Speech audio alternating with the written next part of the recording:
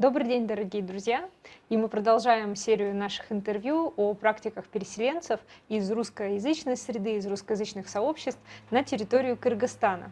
И у нас уже был один выпуск, посвященный тому, что делать, если родственники в первом, втором, третьем поколении, ну, считая от нас, да, во втором, в третьем поколении переселились раньше, и мы либо не можем узнать информацию, либо мы владеем какой-то информацией, но мы не понимаем, это относилось к миграции или не относилось. Добро пожаловать по ссылке к интервью с Полиной Гиберт, коучем по идентичности и индивидуальности.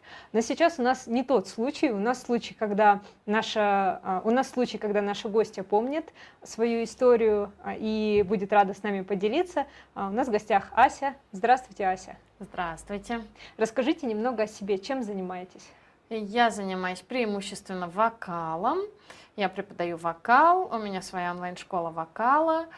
Также я занимаюсь коучингом, а еще пением. Я выступаю, пою, пишу песни.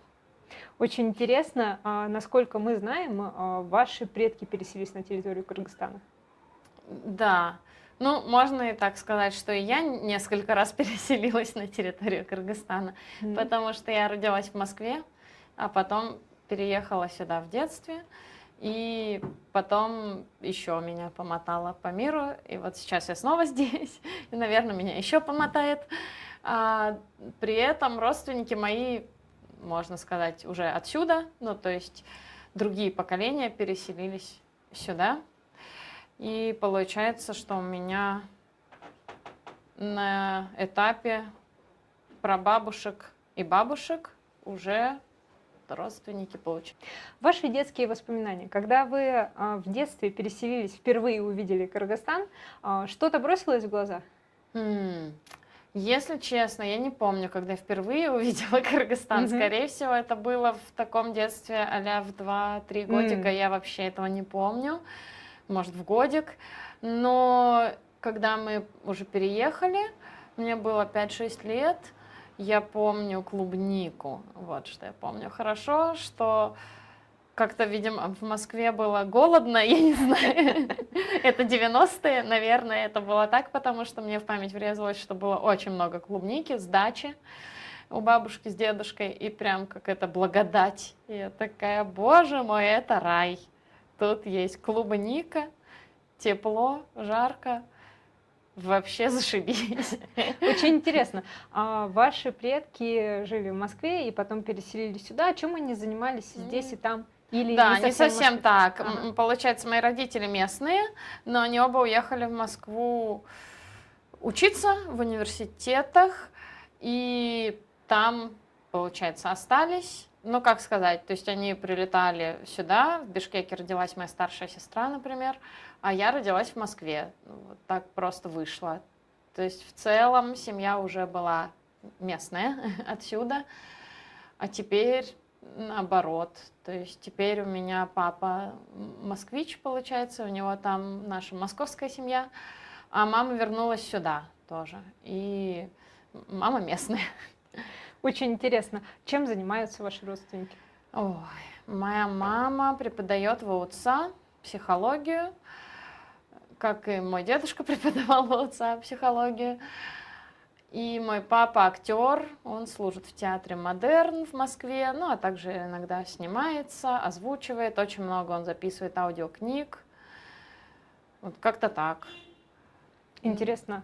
Вы сказали про дедушку, и при подготовке интервью мы обсуждали уже, что дедушка довольно известный общественный деятель, человек преподавательского толка. Вот расскажите немного про него.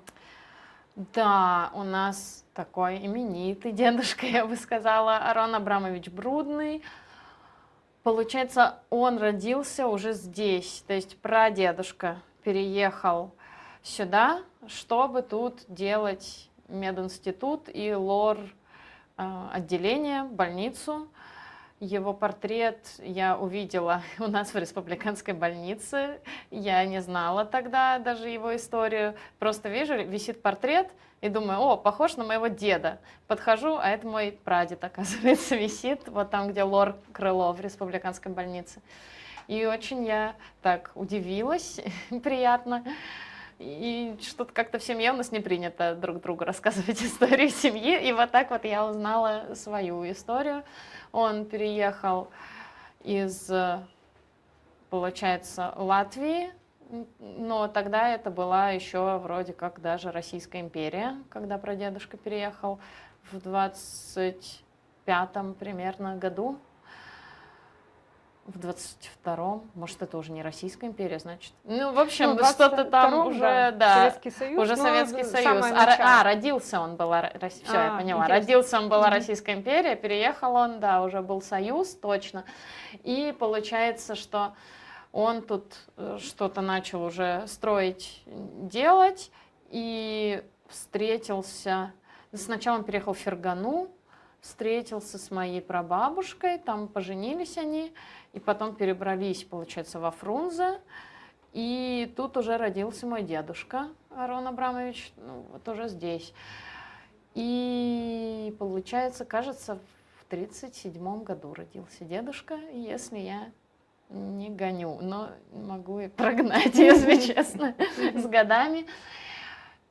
И вот, и потом они здесь остались, плюс случился Холокост, всю остальную семью, это была моя еврейская ветка семьи, всю остальную семью убили на территории современной Латвии, и получается, что ну, уже туда никто не стал возвращаться, и семья тут уже основательно осталась, укоренилась. Арон Абрамович — автор довольно известного и на момент описания книги единственного русскоязычного труда по психологической герменевтике, и коллеги и знакомые, которые близко его знали, говорят, что он был таким фанатом своего дела, то есть очень любил свое дело, всегда в позитивном ключе о нем отзывался и, конечно, делал много работы с большим воодушевлением. А как вы пришли в музыку? Видно, что мы, когда говорили про идентичность, расскажите немного о себе, был вопрос, вы 4 раза упомянули слово «вокал», и это произошло за 10 секунд. Это очень круто, да? То есть вы любите свое дело, вы действительно горите им. Расскажите, как вы пришли к этому? Я, наверное, с детства пришла к этому, и я как будто бы и не приходила к этому, оно просто так было всегда. Я как-то всегда пела, сидя на горшке, там, гуляя, в школе у доски. Меня все время не могли угомонить, потому что я выходила к доске что-нибудь там решать, и я пела и танцевала в это время, там, типа F равно mc квадрат, что-нибудь такое. Я даже не уверена, что это правильная формула, но зато я ее пела обязательно. И как-то так вот всегда было, но я не всегда училась именно на вокалистку. То есть у меня вот такой вот был длинный путь, что я вначале была пианисткой, когда еще в школе училась. Я тут все время с утра до ночи занималась фортепиано. В выходные с утра до ночи, по будням где-то вот после школы до 10 вечера, тоже до ночи. И потом я тут выигрывала всякие конкурсы, стабильно городской конкурс, разок республиканский конкурс я участвовала и первое место заняла. И как-то вот так вот все думали, что я буду пианисткой. Потом все думали, что я буду музыкальным теоретиком, потому что очень круто из меня бы получилось быть музыкальным теоретиком. Где-то лет в 7 я начала музыку писать, у меня появились первые фортепианные произведения. Потом я стала писать песни, и потом, во время переходного возраста, я подумала, не хочу я быть пианисткой. Вы чего, с ума сошли? Вот это вот с утра до вечера, всю жизнь, нет. И что-то я передумала быть пианисткой, я подумала, я же еще хочу петь и танцевать, и столько всего. И как-то, да, не было особо куда пойти петь, потому что была хорошая школа, и я не хотела идти в училище после 9 класса. И поэтому я решила, что я буду все 11 классов оканчивать. И потом я пошла в АУЦА. И в АУЦА к тому времени я хотела поступать на психолога, но мне не дали, потому что у меня половина семьи психологов, и почему-то их переклинило в этом месте. Они решили, что хватит, видимо. И теперь у меня очень много всякого остального образования. Видимо, на пути к психологии теперь у меня есть коучинг, социология, музыкальный менеджмент, вокал и вокальная педагогика. Прекрасно. Так. Вот, да, началось все с социологии в УЦА. И далее, я еще получила среднее профессиональное все-таки по фортепиано, тоже запоздала. И потом я вот получила вокал, сразу магистра. Потом пошла на музыкальный менеджмент, уже тоже в Москве, как и магистратура была по вокалу в Москве. Потом параллельно с музыкальным менеджментом я пошла на еще один 3-летний курс онлайн, американский по вокальной педагогике, очень крутой. Вот его я тоже окончила. И коучинг. Ваш педагог по вокалу русскоязычный или нет? Нет, ну у меня всякие были педагоги по вокалу. Нынешний мой педагог по вокалу Грег Энрикес. Это педагог Селин Дион, то есть он работал с Селин Дион, Дженнифер Лопес, Бритни Спирс, такой весь вообще высшего класса педагог. Он действительно очень крутой, я к нему прийти могу вообще с любыми вопросами, любого ученика я могу к нему привести или ученицу, я этим пользуюсь. Буквально вчера я привела свою дочь в очередной раз ему, у нее было воспаление голосовых складок, и теперь она так восстанавливается. И мы решили показаться Грегу, чтобы уточнить, в правильном ли мы направлении двигаемся, потому что она очень стрессует по этому поводу. Вот это вообще супер, мне повезло. Я уже лет 5 занимаюсь с ним, я каждую неделю с ним на связи, на занятиях. Это прекрасно, великолепно. Вот это да. Да, вот такая везуха. Посчастливилась встретить Грега. Вот это да, педагог Селин Дион. Отлично, и действительно это вдохновляющая история. А по поводу вдохновения, оказала ли русская культура, в частности русская песенная культура, русская музыка, влияние на ваши тексты? Насколько я понимаю, вы пишете на русском языке. Я пишу на русском языке, на английском. Если очень что-то на меня находит, то на испанском, но у меня ни одной готовой релизной песни нет на испанском. И в целом, получается, на каком языке я думаю, на таком я могу написать песню. Больше всего, я думаю, на русском, поэтому больше всего песен у меня на русском языке, соответственно. Да, и я думаю, что это первое, с чего я начала писать песни, с песен на русском языке. И не знаю, все такое самое-самое сокровенное, наверное, все на русском языке. Замечаете ли вы, что русское издательское дело, в частности русская музыка, приходит в Кыргызстан? Ведь это движение довольно логичное. В Кыргызстане практически все говорят по-русски, в Бишкеке так точно. И что скажете? Влияет ли как-то русская музыка на местную культуру, на местный контекст? Да, мне кажется, что она тут все время была. Наверное, я не тот человек, кто может совсем уж со стороны на это посмотреть, потому что изначально я тут писала песни, я тут с ними выступала, пела в группе, я здесь ходила на телевидение со своими песнями, и тут все время так и было, как будто бы для меня всегда были песни на русском языке. Я знаю кучу местных групп, которым очень много лет, и которые делают и делали музыку на русском языке. Прям такие старожилы, то есть когда я только начинала ходить в рок-клубы, они там уже 15 лет выступали со своими песнями, это на тот момент. Сейчас уже, ого-го, совсем-совсем старожилы, уже старики, я бы сказала. Вот. И как-то тут они как будто всегда были. И были их записи, люди на болванках друг другу перезаписывали эти диски, потому что не было у них вот именно, как вы сказали, издательского в этом плане дела. Никто особо не релизил эти диски, они просто расходились, чтобы люди слушали, а потом в клуб приходили подпеть этим песням. Как-то так это было. А сейчас стриминг везде. А стриминг — это значит, ты можешь из любой точки мира отправить свои песни куда хочешь, и все, и вообще не важно, в Кыргызстане ты находишься физически или где угодно. Главное, чтобы интернет был.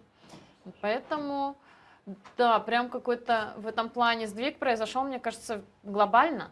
Вот больше. То есть глобально теперь везде стриминг, и все стало по-другому, мягко сказать. Но тут, чтобы что-то конкретно поменялось, я вот не знаю. Но я знаю, что многие сейчас приехали. Мы сами общаемся, например, с музыкантом, который переехал из России, и он поет свои песни. Мы на улице выступали с ним несколько раз. Он читает еще фристайл. Очень прикольно. И вот так как-то я замечаю, что прикольные ребята приехали. Но тут и раньше были прикольные ребята, поэтому в этом смысле большой перемены для меня нет. Просто я жила долго в Эквадоре, в Москве, и поэтому, может быть, чего-то... Есть больше такое, что я чего-то упустила, и я такая, блин, а этот клуб закрылся, и этот клуб закрылся, а где теперь все? Но в целом-то все есть и были. Очень интересно. Что касается кыргызской народной музыки, используете ли вы как вокалист и педагог по вокалу, да, какие-то шаблоны, паттерны вот восточной такой группы, да, песенной, если мы так можем это назвать, да? Заимствуется ли что-то? И, ну, я думаю, что какая-то принципиальная разница, естественно, есть. Как на этот вопрос ответите? Я пою на кыргызском, я пою на иврите, если говорить о восточной музыке. И прям это сложно довольно-таки бывает выучить песню на кыргызском языке. Там действительно по-другому звукоизвлечение работает. Хочется же спеть без акцента как-то нормально, чтобы никто не придрался. Вроде бы получается, потому что мы с этим тоже выступаем на улицах, народ хвалит. И в плане учеников немножко сложнее, потому что у нас в основном ученики со всего мира, больше, наверное, чем отсюда, потому что у меня онлайн-школа вокала, и как-то запроса такого нет ни у кого, если на восточную музыку, ну тогда мы этим и не занимаемся.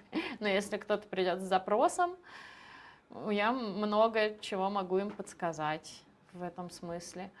Мне вообще нравится петь на разных языках, это очень хорошо так тебя переключает, и ты замечаешь, что не только язык отличается, все, там положение гортани может отличаться из-за этого, произнесение, казалось бы, тех же самых гласных, тех же самых согласных отличается, вот все отличается, это очень полезно. Интересно, что касается текста, вот вы сказали о том, что самые сокровенные переживания и эмоции действительно выплескиваются именно на русском языке, потому что вы в этой культуре, ну как бы вы в нее вросли изначально, да, и она вот, эта языковая личность развивается ну, как-то вот динамично и постоянно, да, и вот здесь в связи с этим у меня такой вопрос, вот какие русские фразочки, выражения, может быть, какой-то фольклор, пословицы и поговорки действительно отражают вот какие-то такие очень тонкие грани вашей души, да, вот может быть вы что-то любите, может быть название предметов или природу, или эмоции, которые русский язык выражает. Есть ли какие-то строчки из ваших песен, которые, ну, вы считаете действительно вот отражением какой-то такой самости, которая не меняется с годами? Наверное, есть. Я вот не знаю насчет строчек моих песен, потому что я их особо не анализировала. Наверняка там тоже есть что-нибудь такое из поговорок. Надо подумать об этом, вспомнить. В плане жизни, конечно, очень много было всяческих поговорок, которые особенно сейчас с точки зрения коучинга я могу заметить, как они становятся потом установками. Не всегда полезными. Что-то типа «не высовывайся», какие-нибудь вот такие установки. Или, например, про богатство, там что-нибудь, что там не заработаешь, не поешь, или что-нибудь такое. И получается, что это очень много, наверное, тревожности со временем во мне вызвало. Но в то же время, мне кажется, много чего позитивного, в том числе, опять же, установки, они тоже так формируются откуда-то из детства. У нас, например, всегда было, как будто не было сомнений, что все получится, вот как-то так. Там, я выиграла конкурс, никто не сомневался. Даже как будто никто не поздравляет меня. А с другой стороны, Ну, приятно, что никто не сомневался. Как-то так. А что касается песен, ну вот если подумать, я, например, не перевожу свои песни, потому что, ну, это странно. Например, игры слов много. Вот у меня есть строчки. Когда соль горчит, когда боль стучит в виски, и не помогает виски. И тут много игры слов, и ну, не переведешь так же красиво. Или там тени на земле, значит, рядом есть солнце, может, радость вернется к тебе. Тени на земле. Ну, не знаю, как будто бы переведешь, все теряется. Мне так кажется. Поэтому у меня обычно на английском просто отдельные другие песни. И на русском отдельные песни. Как-то так. Вот это, наверное, важно. Что я не чувствую, что их можно переводить, если так можно сказать. Вы много путешествуете. Видели разные страны, даже жили в Эквадоре. Какое впечатление, ощущение у вас вызывает Кыргызстан? Первое, когда вы, допустим, в какой-то туристической поездке возвращаетесь сюда. И второе, когда вот вы какое-то время пожили в Москве и вернулись сюда. Вот с чем ассоциируется у вас Кыргызстан? С домом. Все. Ну, то есть это всегда так было, что я лечу из Москвы сюда, и я всегда радостная и такая, я лечу домой, уи! А когда я лечу в Москву, у меня слезы, я такая, боже, я опять в эту Москву. И также из Эквадора была вообще эпопея, мы не могли оттуда выбраться, об этом обязательно надо будет где-то рассказать, потому что с гражданством Кыргызстана и несовершеннолетним ребенком почти нереально выбраться из Эквадора. Понятно. Имейте в виду, граждане Кыргызстана, да. И с несовершеннолетними детьми особенно. И это было очень-очень-очень тяжко, и поэтому тут вообще было море эмоций, что мы добрались, потому что мы в какой-то момент уже перестали верить, что мы вообще доберемся домой. Дочь уже такая, мы что, не попадем домой? Мы были очень сильно на нервах, поэтому...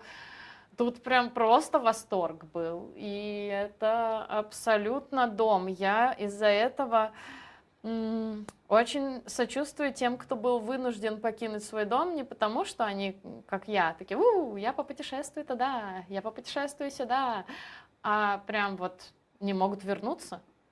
Это страшно, потому что я не могу себе представить, что я не смогу вернуться в Кыргызстан в какой-то момент. Вот такие впечатления, думаю, у меня от Кыргызстана. Спасибо большое за ваш звонкий голос, за прекрасные впечатления о Кыргызстане, как о месте, где приятно и интересно жить, о Москве, как о месте, где вы бывали, где вы родились. Ну и, конечно, в мировом контексте тоже было интересно посмотреть практики переселения. За Эквадор тоже вот большое спасибо. Я думаю, что нашим гостям, зрителям, представителям русскоязычного сообщества будет интересно узнать и об этом. Вам спасибо.